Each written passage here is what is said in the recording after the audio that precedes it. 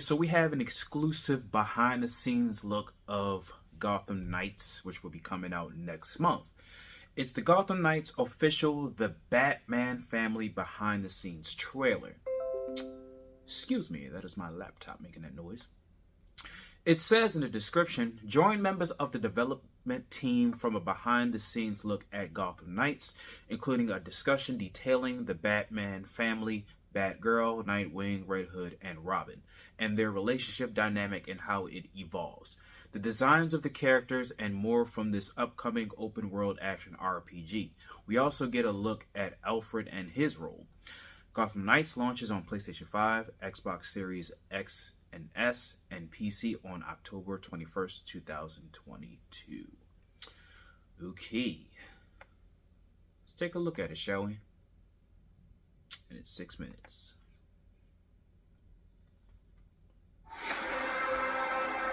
There is no Gotham Knights without Batman Family. The fans trust us to be true to the universe. They also want to be surprised. You better bet all your money on it. Everything is new.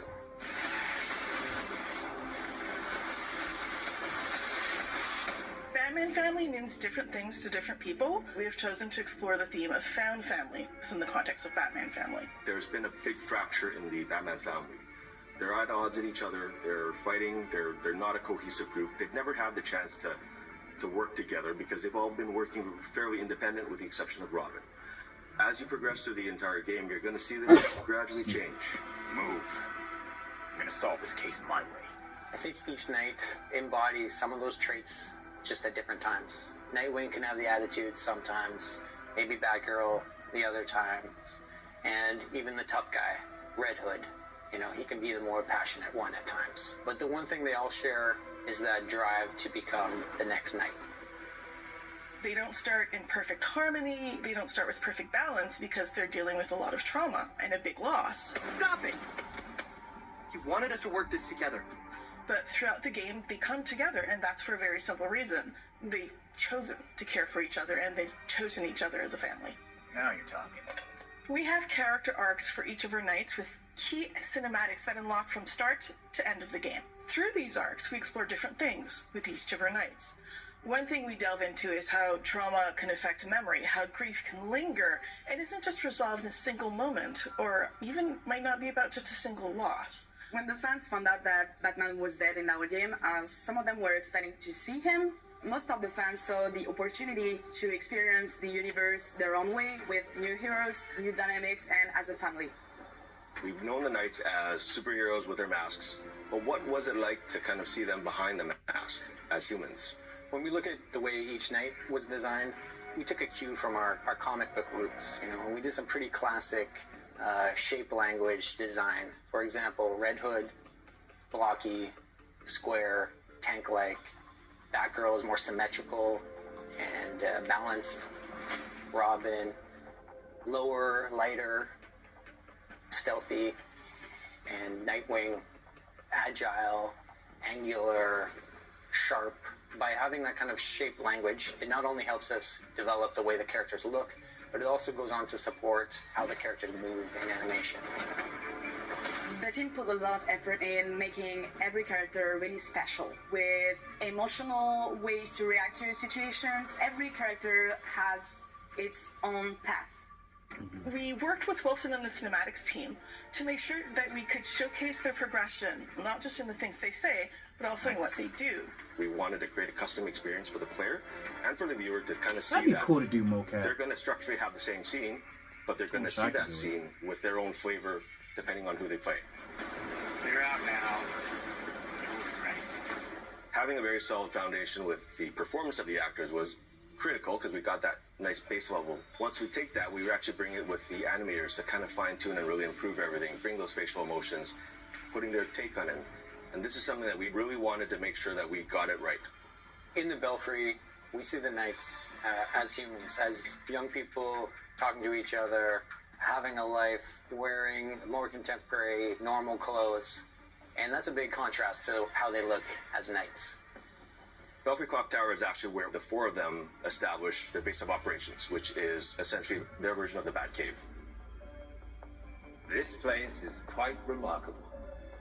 It's certainly brighter than the Batcave. Alfred is literally the glue of the Batman family. He is a confidant, someone they can rely on, and someone with whom grief is shared and understood. I'll always be here when you need me, Master Richard. When any of you need me. Previously, Alfred had to really manage Bruce by himself. Now fast forward to Gotham Knights, now he has 4 versions of Bruce that he has to manage. He is steady and He endlessly has 4 reliable, children. but he also Gotta will take not care put of. up with anyone's nonsense. Yeah. Alfred's fatherly. He's tough. He's caring. He's stoic. We took a pretty old school approach, iterating on sketches and sculpts until we found something that really resonated with us emotionally. When you have the 4 heroes there together with Alfred, kind of figuring out the space, we've actually managed to pack in, I think, almost 40 cinematics in that little space. But each tell a very different story and a very different perspective of how they live together as a group. Every time Bruce came home, I patched him up. Just as I now do for you. It was Is important that that our players would be able to relate to these characters on a very basic human can't level, remember and that's the what we wanted to Bruce Wayne's showcase with actor, our but Belfry it sounds moments. like he's Not voicing just in the Alfred. cinematics that happen there, but also in the environment and the epic conversations, even in the props you find through the Belfry. There has been so much love put by our entire team in this game. So much effort and dedication. I really hope it shines through and it provides an amazing experience. I really hope fans and players appreciate the variety of looks they can have for their night. I hope they find one that resonates with them and it kind of becomes their favorite.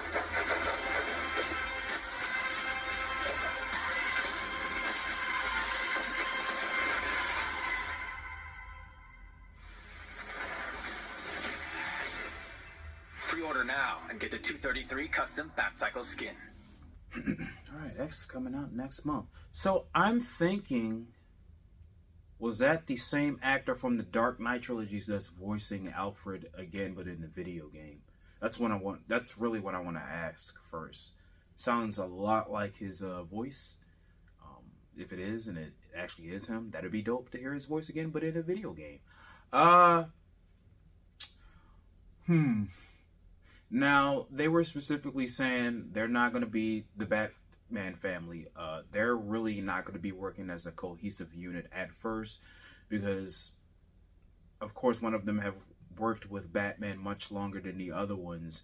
And we all know that Bruce Wayne, that guy was pretty much like a soloist. He really wanted to handle situations by himself. He really didn't want to be anybody except when he was with, you know, the Justice League and whatever or not. He really wants to do things on his own. But I doubt that, and I think a lot of us doubt that Bruce Wayne, Batman, is even dead, because I know within the last game, Arkham Knights, you know, deleted himself. But really, I don't even think he's really gone. Maybe he's just away for quite some time, and maybe he wanted, you know, the rest of them to handle situations on their own while he maybe figure out a master plan to come back. I don't know, regardless, but I don't really think that he's gone. So they're really not going to work together as a cohesive unit, as all of them never been in such of a formative team like this, that they got to know each other's weaknesses and strengths, and they have to come to an understanding how well we're all going to work together with each other. And you can see them arguing with each other. Either it's, you know, Jason Todd going up against, you know, Batgirl, or, you know, Dick Grayson is just trying to show off and do his thing and whatnot and all of that jazz. But later on, of course, we've seen some of these same story types in movies and other video games. Eventually, they'll work together. You know, they'll get along. They'll be the family that they're supposed to be. And Alfred is the core of it because he's the father figure, as well as someone being the father figure, you know, for so many years for Bruce Wayne, because we know what happened to his parents. And now he went from protecting and taking care of, or looking after, really so much of one child now to 4 other children per se. But I think the lightest, he may have to worry about them a little bit more because they're not as experienced as Bruce Wayne, but can be there. Not to saying that they're not, but it's just, I think the dynamics of the relationships between Bruce Wayne and Alfred and the rest of the 4 of the crew, it's very, very much going to be different, and it's not very experienced because he's dealing with 4 other individuals at the same time.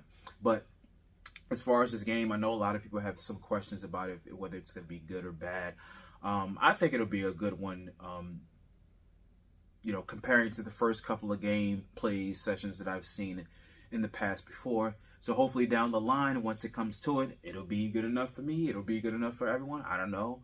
I also don't mind if people talk about their displeasures, because even in the beginning, the woman said that they were really looking for, you know, into what the fans wanted out of the games, because a lot of us fans, or most other fans, are very strict about what they want in video games nowadays, and what they will, you know, tell their displeasures of video games. And I know there are a lot of companies that just sell games. They're just money hungry. They just want to push out products just because they want, you know, all for the sake of money.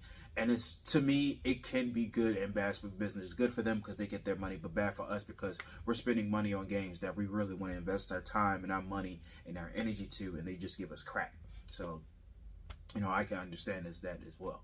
But hopefully, come October 21st, this game will be good along with other games. I'm not saying that every game that's going to come out later this year, next year, or later in the future is going to be good, but just hopefully the ones that we're looking at will be good for us. But anyway, that's going to be it. I want you guys to make sure on your way out, if you have not, make sure you like, share, subscribe to the channel. Hit the notification bell for more content in the future. Hit the comment section below. What did you think about Gotham Knights? What do you really think it's going to be? Is it going to be a good gameplay? Is it going to be a good story? Is it going to be bad for you? Are you really, you know, having some types of disbeliefs of this game not being good? What are you really expecting out of, you know, this team as they're going over, you know, what they had to do for this game in order to make it what they envisioned it to be, and all of that jazz and whatnot. So tell me your thoughts and your opinions and everything else like that. And of course, you can follow my social medias. The links in the description box below. But I'm going to talk to y'all later.